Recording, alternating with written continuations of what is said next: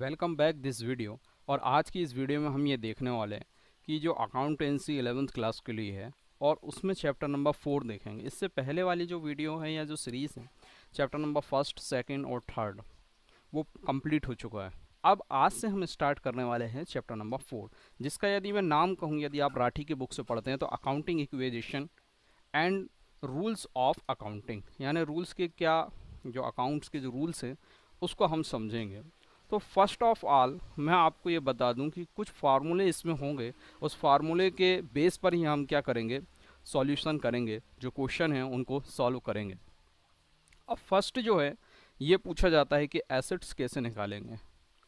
अब इससे पहले मैं आपको एक फार्मूला बता चुका हूँ कि एसेट्स का जो फार्मूला होता है उसमें हम लाइबिलिटीज़ और कैपिटल को प्लस कर देते हैं, यानी जो हमारी लाइबिलिटीज़ हैं और जो हमारी कैपिटल है उन दोनों को जो प्लस करते हैं तो निकल के क्या आता है, एसेट्स आता है।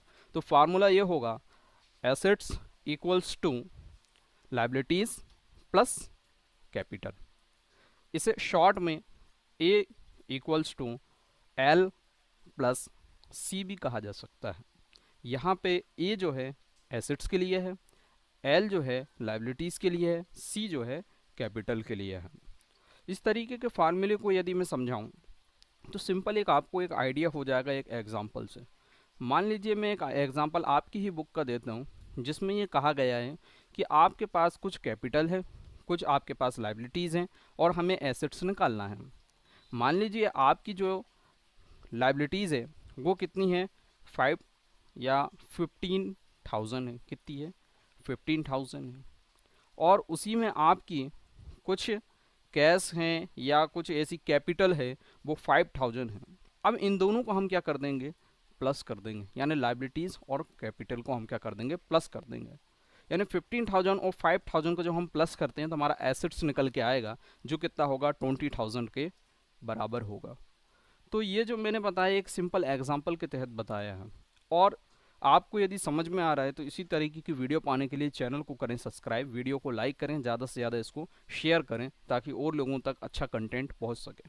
अब आप कहेंगे कि यार ये चीज़ तो आपको पता चल गई कि किस तरीके से आपको एसेट्स निकालना है, यानी हम लाइबिलिटीज़ को और कैपिटल को क्या कर देते हैं, प्लस कर देते हैं, तो हमारी क्या निकल जाती है, हमारे एसेट्स निकल जाते हैं। लेकिन बात ये आती है कि एसेट्स होते क्या क्या हैं और इनकी पहचान कैसी होगी, क्योंकि यहाँ पे तो सिंपल आपको एक ओवरव्यू या सिंपल एक आइडिया मिल गया है कि लाइबिलिटीज़ क्या है, कैपिटल क्या है, एसेट्स क्या है। लेकिन इनके अंदर के कुछ टॉपिक हैं उन्हें भी हमें समझना ज़रूरी है। जैसे मैं लाइबिलिटीज़ के बाद यदि मैं बात करूँ एसेट्स की, तो एसेट्स कौन कौन सी चीज़ें होती हैं। जैसे आपके क्वेश्चन लिखा है cash in hand 12,000। Cash in hand क्या है, कैश इन हैंड किसके अंदर आएगा, कैश इन हैंड किसे कहते हैं। देखिए कैश इन हैंड जो वर्ड है उसका मतलब होता है आपके हाथ में पैसा कितना है, आपकी जेब में पैसा कितना है। हाथ में जो रोकड़ है, हाथ में जो पैसा है उसे कैश इन हैंड कहते हैं। जैसे कि आपके क्वेश्चन में आया कैश इन हैंड 12,000। अब इसको आप लाइबिलिटीज़ में रखेंगे या आप इसको कैपिटल में रखेंगे या इसको एसेट्स में रखेंगे। वीडियो को रोक के सोचिए और बताइए। आपने सोच लिया होगा और इसका आंसर मैं बताता हूँ। ये जो होगा एसेट्स के अंदर आएगा। किसके अंदर आएगा, एसेट्स के अंदर आएगा। यानी कि आपको ये पता होना चाहिए कि कैश इन हैंड की एंट्री किस में जाएगी, ये जो जाएगी एसेट्स वाले में जाएगी। कैश इन हैंड जो होता है वो संपत्ति होती है, हमारे एसेट्स जो कहलाते हैं। इसी तरीके से दूसरा यदि मैं बता, बैंक यदि मैं कहूँ कैश एट बैंक, यानी आपके बैंक में जो पैसा है वो भी क्या कहलाएगा, एसेट्स कहलाएगा। बैंक में जो आपने डिपॉजिट करके रखा है वो पैसा क्या कहलाएगा, आपका एसेट्स कहलाएगी, आपकी संपत्ति कहलाएगी। यदि तीसरा मैं कहूँ डेबिटर्स, डेबिटर्स भी किसके अंदर आएंगे, डेबिटर्स आपके एसेट्स के अंदर आएंगे। बिल्स रिपेबल या रिसीवेबल, रिसीवेबल का मतलब ये है कि बिल जो आपको रिसीव हुए हैं वो बिल आपके किसके अंतर्गत आएंगे, वो आएंगे आपके एसेट्स के अंतर्गत आएंगे। बिल की बात यदि मैं करूं तो ये जो है, जैसे आप कोई भी चीज़ खरीदते हैं या कोई भी चीज़ आप बेचते हैं तो आपने देखा होगा एक बिल देता है दुकानदार, देखा है कि नहीं देखा है। वो बिल क्या कहलाएंगे, आपके रिसीवेबल, यानी आपको रिसीव हुए हैं। अब वो बिल जैसे रिसीव होंगे तो आपके पास क्या आ रहा है, बदले में पैसा आएगा, जैसे कि गवर्नमेंट सर्विस वाले होते हैं। यदि आपने क्या किया, बिल लगा दिया आपकी दवाई गोली या ऑपरेशन वगैरह का, तो वो बिल जैसे आप लगाएंगे तो आपके अकाउंट में क्या आ जाएगा, पैसा आ जाएगा। तो ये भी क्या है, एक तरीके का एसेट्स है। क्या है, एक तरीके का एसेट्स है, आपकी संपत्ति है बिल को। और यदि मैं बात करूं इन्वेस्टमेंट, इन्वेस्टमेंट जो है विनियोग कहते हैं हिंदी में, जो पैसा हम क्या करते हैं बिजनेस में लगा देते हैं, वो क्या कहलाता है, आपका इन्वेस्टमेंट कहलाता है।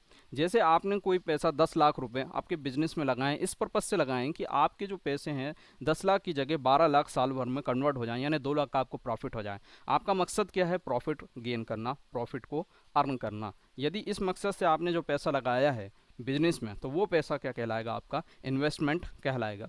क्लोजिंग स्टॉक, क्लोजिंग स्टॉक किसे कहते हैं, पहले यदि वो एक वर्ड है स्टॉक, उसे क्या कहा जाएगा, स्टॉक क्या कहलाएगा, फिर मैं बताऊंगा क्लोजिंग क्या होता है।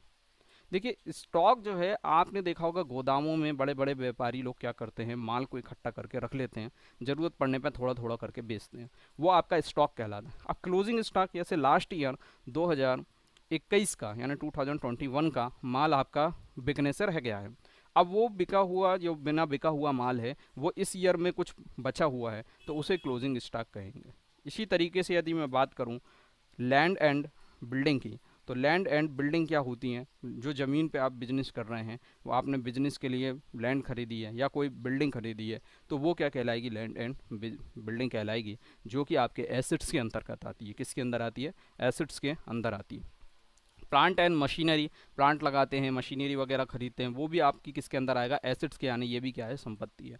इसके बाद यदि मैं बात करूं आपके फर्नीचर की बात करूं या एक्यूरेट इनकम की बात करूं या गुडविल की बात करूं, ये सब संपत्ति एसेट्स के अंतर्गत आती हैं। गुडविल उसे कहते हैं जिस नाम से आपकी दुकान है, जिस नाम से आपका बिजनेस है, कंपनी है या ऑर्गेनाइजेशन है, जिस नाम से चल रहा है, उस नाम को उसकी क्या है, फेमस हो गया, उसे गुडविल कहा जाएगा। और इसी तरीके से फर्नीचर जो है आप बिजनेस के लिए खरीदते हैं, ये भी आपकी क्या है, संपत्ति है। आगे की जो लाइबिलिटीज़ क्या क्या हैं, कैपिटल क्या क्या है, उनको हम नेक्स्ट वीडियो में पढ़ेंगे। इसी तरीके की वीडियो पाने के लिए चैनल को करें सब्सक्राइब, वीडियो को करें लाइक और ज़्यादा से ज़्यादा इसको शेयर करें। मिलते हैं नेक्स्ट वीडियो में।